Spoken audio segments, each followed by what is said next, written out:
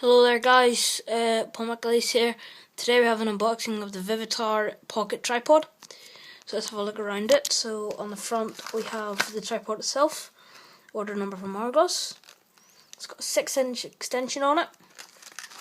On the back we just got some information about it and what it can do. So let's get into this thing then. Might be pretty hard to unbox. May require both hands.